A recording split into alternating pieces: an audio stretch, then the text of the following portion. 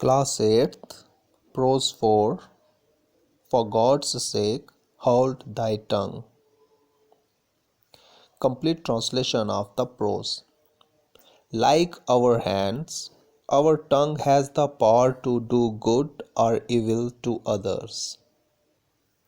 तो जैसे हमारे हाथ दूसरों का अच्छा या बुरा कर सकते हैं, इसी तरह हमारी जो ज़बान है वो भी किसी का अच्छा या बुरा करने में सक्षम है. So, it is common to humans to do down others by speaking ill of them behind their backs. तो ये बहुत ही कॉमन है ह्यूमन बींग्स के लिए कि वो किसी के भी पीछे उसकी बुराई करके उसको नीचा दिखाने की कोशिश करते हैं. दूसरों के आगे उसकी इज्जत को ख़त्म करने की कोशिश करते हैं उसकी बुराई करके. The Quran admonishes those who indulge in such activities. और कुरान में इस ऐसे काम के लिए बहुत ही सख्त मनाही है. और इस पर कुरान क्या कहता है? As the Quran says, woe to every kind of scandal monger and backbiter. Chapter 104 verse 1. तो इस पर कुरान कह रहा है कि ऐसे जो स्कैंडल मॉन्जरिंग करता है, जो किसी की बुराई करता है, किसी को उसकी इज़्ज़त ख़त्म करने के लिए दूसरों के आगे उसकी बुराई कर रहा है उसकी पीठ पीछे, तो ऐसे इंसान पर बहुत ही लानत है. सबसे ज़्यादा उसको दुख होंगे.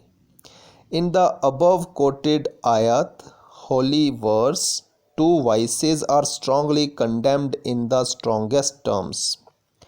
और इसी ये जो ऊपर हमने कोट की एक आयत, एक होली वर्स है, इसमें जो दो बुराइयां हैं इनको बहुत ही सख्त तरीके से इनको कंडेम किया गया है. इनको बहुत ही कड़े शब्दों में इनकी निंदा की गई है. First is scandal mongering. जो पहली जो बुराई है वो है स्कैंडल मॉन्जरिंग. स्कैंडल मॉन्जरिंग क्या हो गया? टॉकिंग और suggesting evil of somebody by word और जेस्चर और बिहेवियर, मिमिक्री, सरकाज़म, इंसल्ट. किसी के बारे में बुरा बोलना, किसी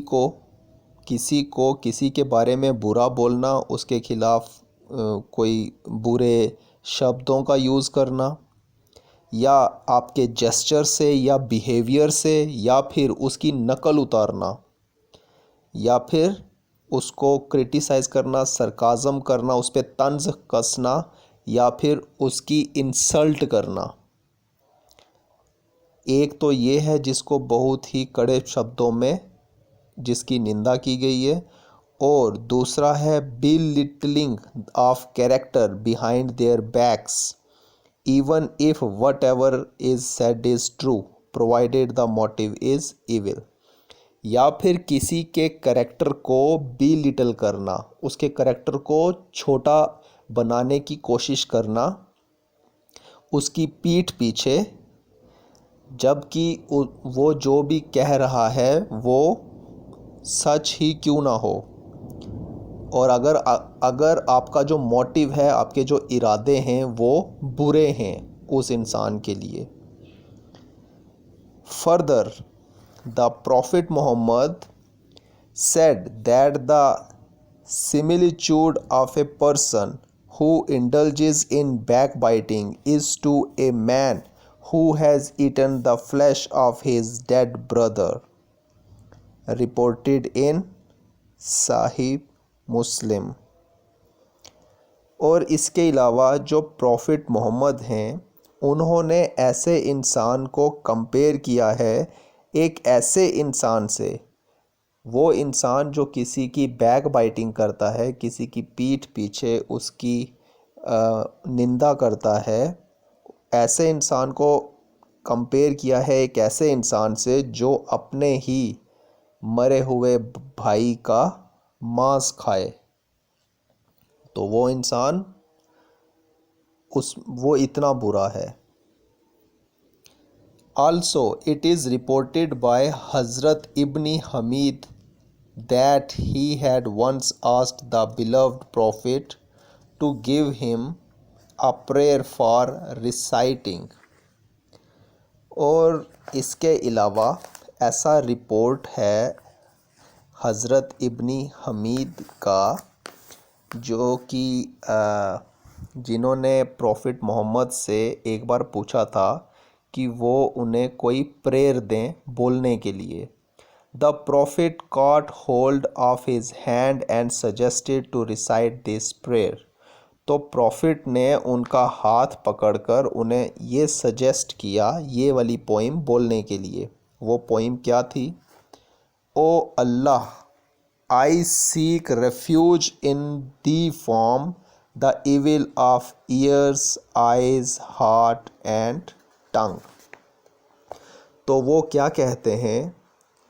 या अल्लाह, मैं कानों, आँखों, दिल और ज़बान की बुराइयों से दूर रहने के लिए तुम्हारी पनाह में आना चाहता हूँ। तो ऐसा रिपोर्ट है तिरमिज़ी में। However, it is not only Islam which denounces backbiting, but all the religions in the world also denounce it। जबकि ये सिर्फ इस्लाम में नहीं है कि जो बैक बाइटिंग है इसको मना किया गया हुआ है, इसे सबसे बुरा माना गया है। ये दुनिया के जितने भी रिलीजन हैं उन सभी में इसके बारे में बहुत ही मनाही है। सब रिलीजन्स में इसको डिनाउंस किया गया है। For instance the Bible says, जैसे कि बाइबल में कहा गया है, for we all stumble in many ways and if anyone does not stumble in what he says, he is a perfect man, able to bridle his whole body। चूँकि हम सब की तरह से लड़खड़ाते हैं और अगर कोई उसमें नहीं लड़खड़ाता जो वो कहता है, तो वो एक मुकम्मल इंसान है जो अपने पूरे बदन पर काबू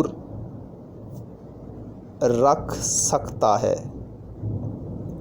जो अपने पूरे बदन, पूरे जिस्म पर काबू रख सकता है।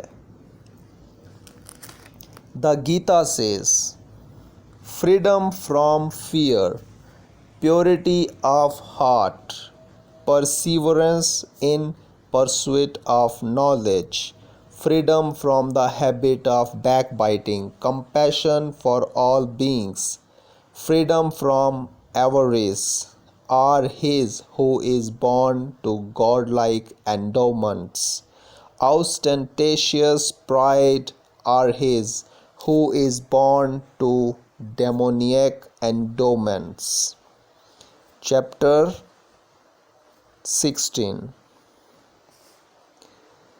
गीता में भी इसके बारे में लिखा हुआ है। गीता में क्या लिखा है?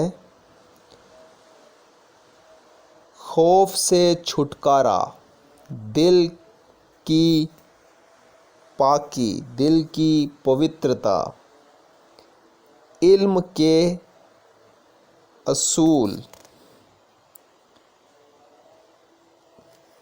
और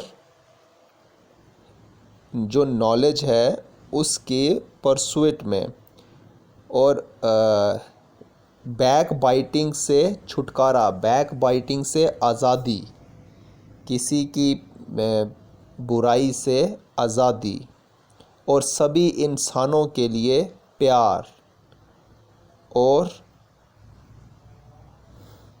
लालच से आज़ादी।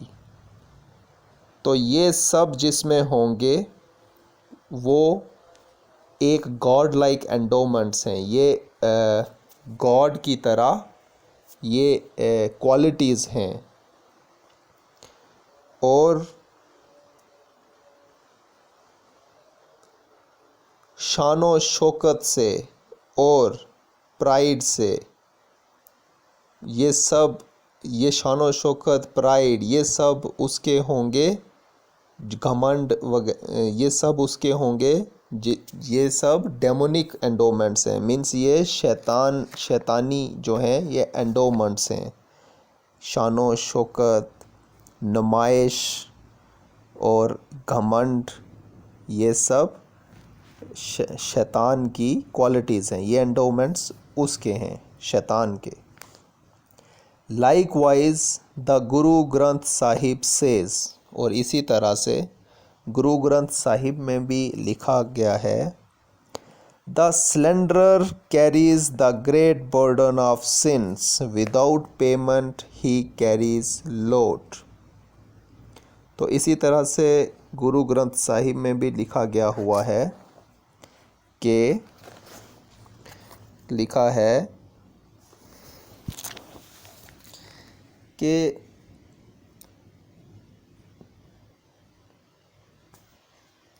झूठा बहतान लगाने वाले गुनाहों का भारी बोझ लेकर चलता है, बगैर किसी मजदूरी के वो बोझ उठाए फिरता है। Lord Buddha in his Eightfold Path says that one requires living a life based on right speech. तो लॉर्ड बुद्धा अपने जो 8 फोल्ड पाथ हैं उनमें ये कहते हैं कि एक इंसान को अपना जीवन जीना चाहिए सही स्पीच पर, मतलब उसको सच बोलना चाहिए और सही राह पर चलना चाहिए। Rabbi Simeon ben Gamaliel once said to his servant, Rabbi Simeon जो थे बेन गमेली, इन्होंने एक बार अपने नौकर से कहा, go to the market and buy me something good to eat, के बाज़ार जाओ और मेरे लिए कुछ खाने को लेके आओ। The servant went and bought a tongue, और नौकर गया और एक जीभ लेकर आया, टंग लेकर आया। On another occasion the Rabbi said, go to the market and buy me something that is not good. और एक और ओकेजन पर उन्होंने कहा कि बाज़ार जाओ और मेरे लिए कुछ लेकर आओ जो अच्छा ना हो। The servant went and bought a tongue once again, और फिर नौकर गया और एक बार फिर से वो टंग लेकर आया, जीभ लेकर आया। This time the Rabbi said to him angrily, और इस टाइम रबी ने बहुत ही गुस्से से कहा, What does this mean? ये इसका क्या मतलब है? When I told you to buy something that was good, you bought a tongue. जब मैंने तुम्हें कहा कि कुछ अच्छा लेकर आओ तो तुम एक जीभ लेकर आए।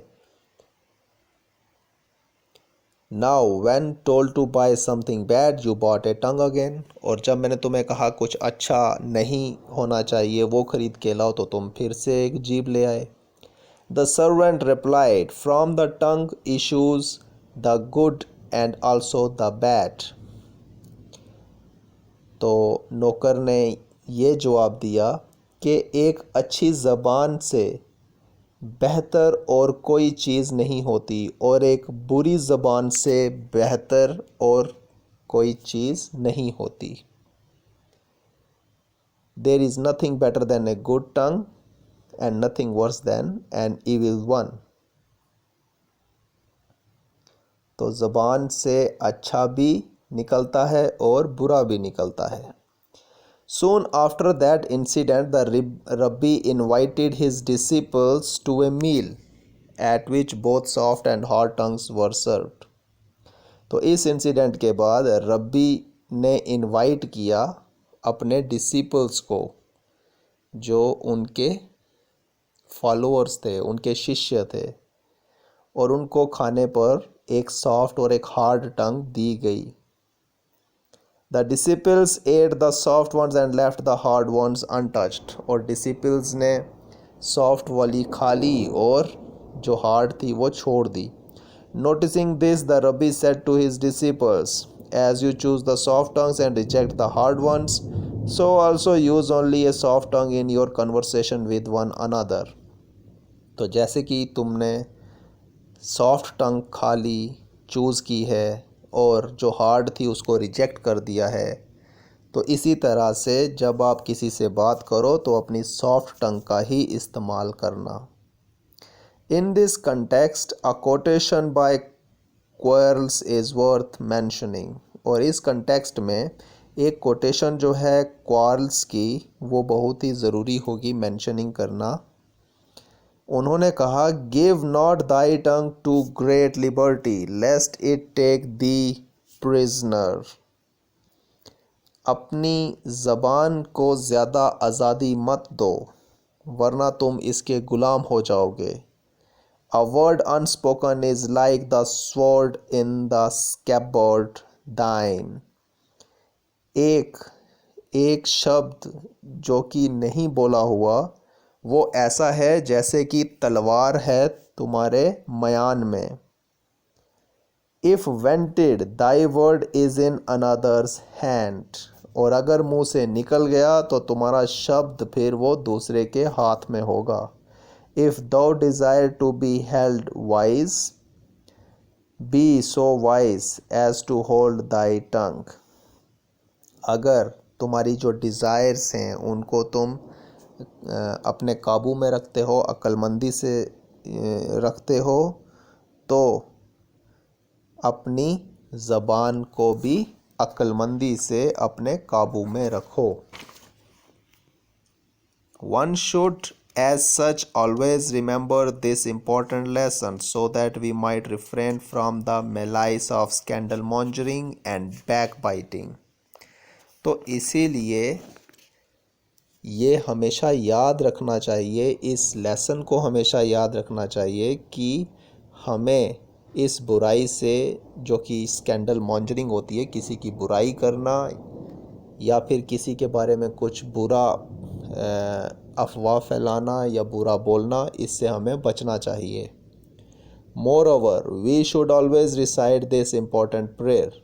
और हमें हमेशा ये एक इम्पॉर्टेंट प्रेयर जो है ये रिसाइट करनी चाहिए, पढ़नी चाहिए. कौन सी? My God, guard my tongue from evil and my lips from speaking deceit. तो गॉड, मेरी टंग को, मेरी ज़ुबान को, मेरी जीव को बुराइयों से बचाना, मेरे होंठों को बुरा बोलने से, किसी के को गलत बोलने से बचाना. Be my soul silent to those who reproach me, by my soul humble to all as the dust. मेरी रूह रहे पुरसुकून उनके मुतल्लक जो मेरी बुराई करते हैं. रहे मेरी रूह धूल की तरह सब के लिए हकीर. आमीन. Now textual questions working with the text. Question first, what do the Quran and the traditions of the Prophet tell us on backbiting and scandal mongering? तो कुरान जो है और जो ट्रेडिशन है प्रॉफिट के, वो हमें क्या बताते हैं बैक बाइटिंग और स्कैंडल मॉन्जरिंग के बारे में. The Quran and the traditions of the Prophet condemned backbiting and scandal mongering. तो कुरान और जो ट्रेडिशन है प्रॉफिट के वो हमें ये वो कंडेम करते हैं बैक बाइटिंग और स्कैंडल मॉन्जरिंग को, किसी की पीठ पीछे बुराई करना या किसी के बारे में गलत बोलना, ये इनसे हमें मनाही है. The Prophet Muhammad says that the person who indulges in backbiting is like a man who has eaten the flesh of his dead brother. और प्रॉफिट मोहम्मद ये कहते हैं कि एक ऐसा इंसान जो बैक बाइटिंग और स्कैंडल मॉन्जरिंग में इंडल्ज है वो ऐसा है जैसे कि उसने अपने मरे हुए भाई का मांस खाया है. What do the Gita and the Bible tell us on backbiting? और गीता और बाइबल हमें बैक बाइटिंग के बारे में क्या बताते हैं, क्या कहते हैं? The Gita says that the man who does not indulge in backbiting is a godly man, whereas the man who indulges in it has demoniac endowments. Gita ये कहती है कि एक ऐसा इंसान जो बैकबाइटिंग में इंडल्ज है, जो बैकबाइटिंग में इंडल्ज नहीं होता, जो कभी किसी की बुराई नहीं करता, वो इंसान देवताओं की तरह है.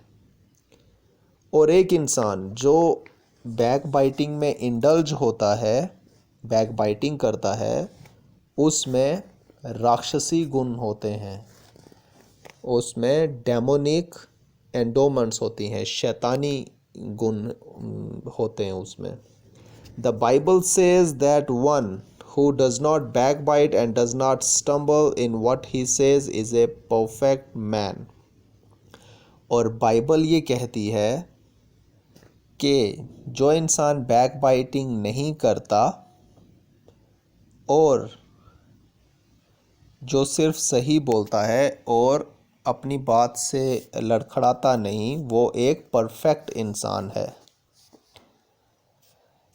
Question 3. What do the Granth Sahib and Lord Buddha tell us on backbiting? Granth Sahib और लॉर्ड बुद्धा हमें बैकबाइटिंग के बारे में क्या बताते हैं, क्या कहते हैं? The Granth Sahib says that the backbiter or the slanderer carries the burden of his own sins. Granth Sahib ये कहते हैं कि जो बैकबाइटर है, किसी की बुराई करता है उसकी पीठ पीछे, वो अपने ही पापों का बोझ अपने ऊपर उठाए फिरता रहता है. Lord Buddha says that man should live A life based on right speech. और लॉर्ड बुद्धा ये कहते हैं कि एक इंसान को अपना जीवन सही बात कहने में ही बिताना चाहिए. Question 4. Why did the servant of Rabbi Simeon bring tongues both the times? रबी सिमेओन का जो सर्वेंट था वो दोनों समय में टंग लेकर क्यों आया था, जीभ लेकर क्यों आया? According to the servant it is the tongue that issues the good as well as the bad words. Servant के अकॉर्डिंगली जो एक टंग है, जीभ है, वो अच्छा भी बोलती है और बुरे शब्द भी बोलती है. There is nothing better than a good tongue and nothing worse than an evil one. तो एक अच्छी ज़बान से बेहतर कुछ नहीं हो सकता और एक बुरी ज़बान से बेहतर भी ज़्यादा बुरा कुछ नहीं हो सकता. That's why the servant brought tongues both the times. इसीलिए जो सर्वेंट था वो दोनों समय में जीभ लेकर आया. Question 5. Why did Rabbi Simeon invite his disciples for a meal? रबी सिमेओन ने अपने डिसिपल्स को, अपने शिष्यों को खाने पे क्यों बुलाया? रबी सिमेओन wanted to teach his disciples an important lesson, so he invited them for a meal and served them both soft and hard tongues. रबी सिमेओन अपने शिष्यों को एक बहुत ही ज़रूरी लेसन देना चाहता था, तो इसलिए उसने उन्हें इनवाइट किया खाने पर और उन्हें खाने में दी एक सॉफ्ट और hard tongue. The disciples at the soft tongues only. और जो शिष्य थे, डिसिपल थे, उन्होंने सिर्फ सॉफ्ट टंग ही खाई. At this, Rabi told them that everybody rejects the hard tongue.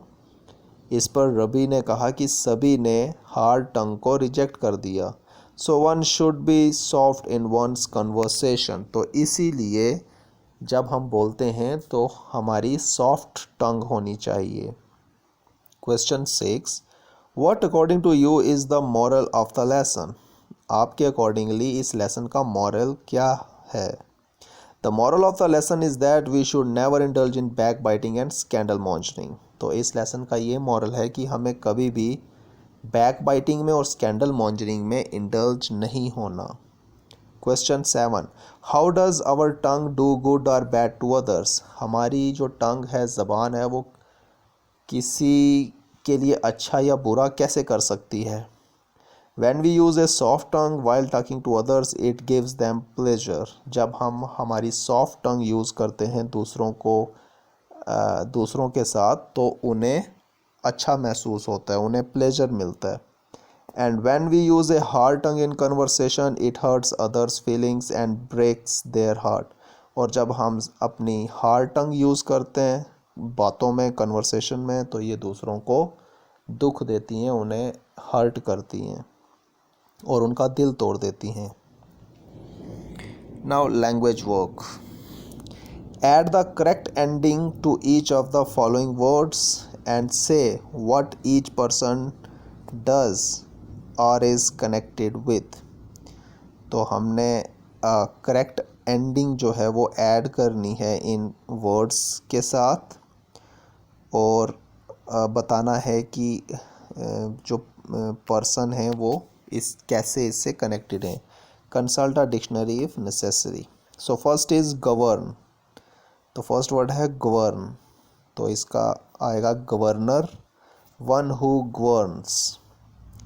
तो गवर्नर वो होता है जो गवर्न करता है, जो हम पे रूल करता है, गवर्न करता है. तो इसी तरह से second is crater. Cater. Cater का आएगा केटरर. केटरर कौन होता है. वन हु प्रोवाइड्स फूड और ड्रिंक फॉर अ सोशल और बिजनेस फंक्शन. वो जो हमें खाने को या पीने को देता है किसी सोशल या बिजनेस फंक्शन में, उसे हम कहते हैं caterer. Third is novel. Novel का आएगा ट्रांसलेट. Third is translate. तो ट्रांसलेट का आएगा ट्रांसलेटर.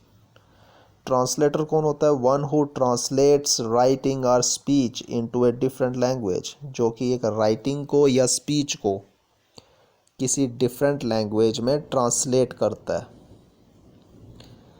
इसी तरह से है नॉवल. नॉवल का नॉवलिस्ट.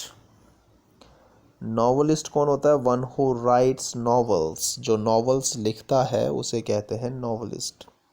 इसी तरह से टूर का आएगा टूरिस्ट. टूरिस्ट कौन होता है. वन हु इज़ ट्रैवलिंग और visiting a place for pleasure. जो मज़े के लिए किसी जगह पे ट्रैवल करता है या विज़िट करता है, जाता है, उसे कहते हैं टूरिस्ट. नेक्स्ट है पॉलिटिक्स. पॉलिटिक्स का आएगा पॉलिटिशियन. पॉलिटिशियन कौन होता है. One whose job is connected with politics specially as an elected member of parliament. एक वो इंसान जो पॉलिटिक्स से जुड़ा हुआ है और वो इलेक्टेड मेंबर है पार्लियामेंट का, उसे कहते हैं politician. Seventh is decorate. Decorate का आएगा decorator. One whose job is painting and decorating houses. Decorator वो होता है जो किसी घर को पेंट करता है या डेकोरेट करता है, सजाता है, उसे कहते हैं decorator. Now eighth is art.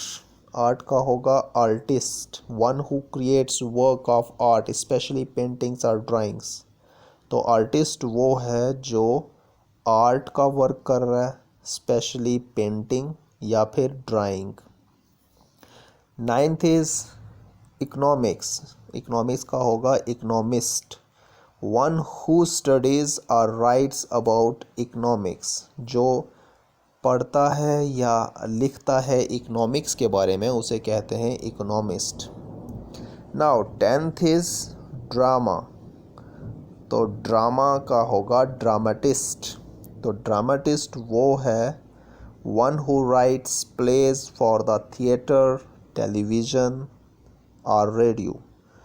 तो जो प्लेज लिखता है किसी थिएटर के लिए या टेलीविज़न के लिए या रेडियो के लिए उसे कहेंगे dramatist. Now 11th is cricket. तो क्रिकेट का होगा cricketer, one who plays cricket. तो जो क्रिकेट खेलता है उसे कहेंगे cricketer. Now 12th is engine. Engine का होगा इंजीनियर। इंजीनियर कौन होता है? One whose job involves designing and building engines, machines, roads, bridges etcetera. तो इंजीनियर वो होता है जिसकी जॉब है डिज़ाइन करना या बनाना इंजन को, किसी मशीन को, रोड को या फिर ब्रिजेस, पुल को, उसे कहते हैं engineer. Now 13th is history. इसका होगा हिस्टोरियन। हिस्टोरियन कौन होता है? वन हु स्टडीज़ और राइट्स अबाउट हिस्ट्री। जो हिस्ट्री के बारे में पढ़ता है या लिखता है उसे कहते हैं historian. Now 14th is mountain. Mountain का होगा माउंटेनियर। माउंटेनियर कौन होता है? One who climbs mountains as a sport. जो पहाड़ों पर चढ़ता है as a sport. So 15th is donate. Donate का होगा donor. Donor one who makes a gift of money, clothes, food etcetera to a charity. तो जो मनी देता है, कपड़े देता है, क्लॉथ्स या फिर फूड, खाना देता है एज ए चैरिटी कहीं पे, उसे कहते हैं donor. So 16th is grammar. तो ग्रामर का होगा ग्रामेरियन। ग्रामेरियन कौन होता है? One who is an expert in the study of grammar. तो वो जो ग्रामर में एक्सपर्ट होता है उसे कहते हैं grammarian. So 17th is auction. Auction का होगा auctioneer. Auctioneer one whose job is to direct an auction and sell the goods. Auctioneer कौन होता है? जो किसी ऑक्शन को डायरेक्ट करता है या फिर वहाँ पे चीज़ को बिकवाता है, बेचता है, उसे कहते हैं auctioneer. So 18th is science. Science का होगा scientist. Scientist one who studies one or more of the natural sciences, for example physics, chemistry, biology. तो साइंटिस्ट वो है जो नेचुरल साइंसेस पढ़ता है, जैसे कि फिज़िक्स हो गया, केमिस्ट्री हो गया या biology. So 19th is teacher. Teacher कौन होता है? टीच का टीचर। टीचर हो गया one whose job is to teach specially in a school. जो स्कूल में पढ़ाता है उसे हम कहते हैं teacher. So 20th is electricity. Electricity का होगा electrician. Electrician one whose job is to repair electrical faults. जो इलेक्ट्रिकल फॉल्ट्स को रिपेयर करता है उसे हम कहते हैं electrician. So 21st is physics. Physics का होगा physician, one who is a specialist in general medicine and not surgery.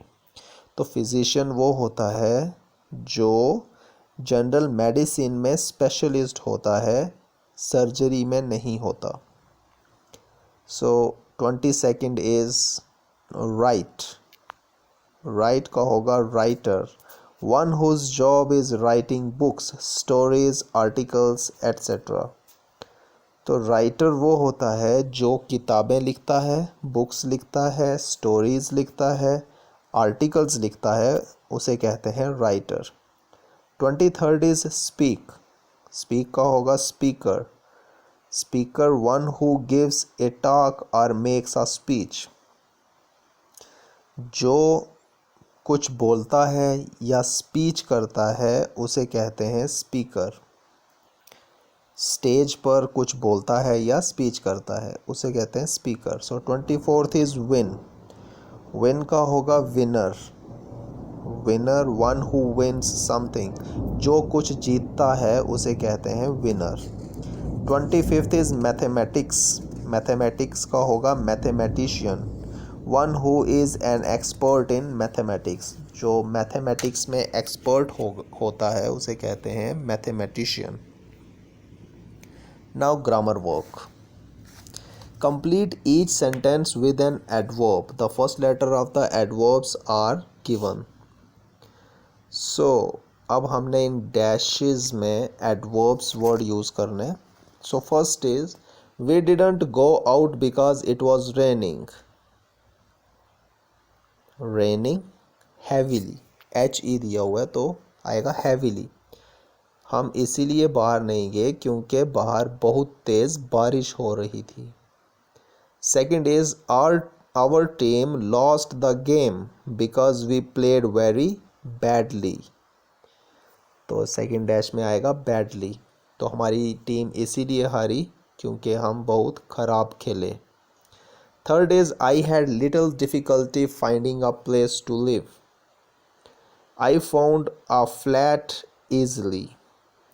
Easily आएगा तो मुझे ज़्यादा मुश्किल नहीं हुई एक जगह ढूंढने में, मैंने एक फ्लैट ढूंढ लिया बहुत ही आसानी से। Fourth is we had to wait for a long time but we didn't complain, we waited patiently. तो हमने बहुत देर तक इंतज़ार किया लेकिन हमने कोई कंप्लेन नहीं की, शिकायत नहीं की, हमने बहुत ही सब्र से इंतज़ार किया, पेशेंटली इंतज़ार किया। So fifth is nobody knew Atif was coming to see us, he arrived unexpectedly. तो कोई नहीं जानता था कि आतिफ आ रहा है हमें देखने के लिए, वो आया बिल्कुल अनएक्सपेक्टेडली, उसके आने की कोई उम्मीद नहीं थी, वो एकदम से आ गया। Sixth is Zeeshan keeps feet by playing tennis regularly. तो जीशान जो है वो फिट है क्योंकि वो रोज़ टेनिस खेलता है, रेगुलरली खेलता है tennis. Seventh is I don't speak Punjabi very well but I can understand it perfectly if spoken slowly and clearly. तो यहाँ पे ये एडवर्ब्स यूज़ हुए, परफेक्टली, स्लोली एंड क्लियरली। तो मैं पंजाबी अच्छी नहीं बोलता लेकिन मैं समझ लेता हूँ अगर वो धीरे से बोली जाए, आहिस्ता बोली जाए और साफ बोली जाए। Second part is put in the correct word. तो अब हम यहाँ पे करेक्ट वर्ड यूज़ करेंगे। तो first is two people were selfish two people were seriously injured in the accident. तो two people seriously injured हो गए एक्सीडेंट में, तो यहाँ पे ये seriously वर्ड आया। Second is the driver of the car had serious injuries. तो यहाँ पे सीरियस आएगा, सीरियस इंजरीज। तो third is I think you behaved very selfishly. तो यहाँ पे आएगा selfishly. Fourth is Razia is terribly upset about losing her job. So terribly आएगा, टेरिबली अपसेट, एडजेक्टिव यूज होगा terribly. Fifth is there was a sudden change in the weather. तो यहाँ पे हम यूज़ करेंगे सडन का, sudden change in the weather. Sixth is everybody at the marriage party was colourfully dressed. Adjective use होगा colourfully dressed. So seventh is Aslam speaks English fluently. तो यहाँ पे वर्ड यूज होगा fluently. So eighth is Ved sir fell and hurt himself quite badly. Ninth is Hafiz didn't do well at school because he was taught badly. He was taught badly. So, okay. 10th is don't go up that ladder. It doesn't look safe. तो यहाँ पे आएगा safe.